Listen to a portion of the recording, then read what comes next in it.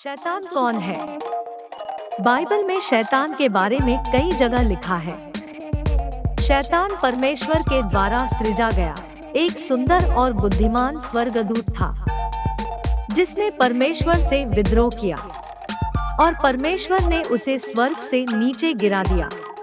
शैतान के अधीन बहुत से स्वर्गदूत थे और वे भी शैतान के साथ मिलकर परमेश्वर के विद्रोही बन गए।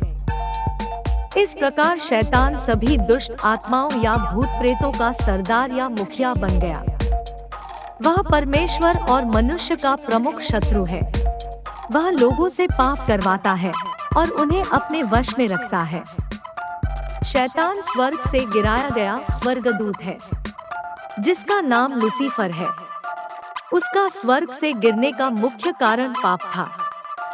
शैतान का मुख्य पाप अहंकार या घमंड था।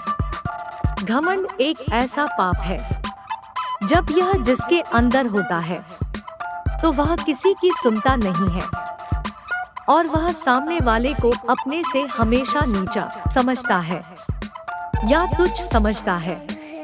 यही शैतान के मन में भी था और वह परमेश्वर को तुच्छ समझने लगा था, जबकि परमेश्वर ने उसे अपनी महिमा के लिए सृजा था। उसने अपने आप को परमेश्वर के समान बनने का प्रयास किया, यहाँ तक परमेश्वर के स्वर्ग पर भी अपना नियंत्रण करने का विचार किया, परंतु परमेश्वर ने उसे स्वर्ग से बाहर निकाल दिया। इन बातों की जानकारी के लिए आप यशायाह 14 अध्याय में पढ़ सकते हैं। हे भोर के चमकने वाले तारे, तू कैसे आकाश से गिर पड़ा है? तू जो जाति जाति को हरा देता था, तू अब कैसे काटकर भूमि पर गिराया गया है? तू मन में कहता तो था, मैं स्वर्ग पर चढ़ूंगा, मैं अपने सिंहासन को परमेश्वर के तारागण से अधिक ऊंचा करूंगा और उत्तर दिशा की छोर पर सभा के पर्वत पर विराजूंगा। मैं मेघों से भी ऊंचे ऊंचे स्थानों के ऊपर चढ़ूंगा, मैं परम प्रधान के तुल्य हो जाऊंगा। परंतु तू अधोलोक में उस गड्ढे की तह तक उतारा जाएगा। शैतान का मुख्य कार्य मनुष्य को पाप की ओर ले जाना है।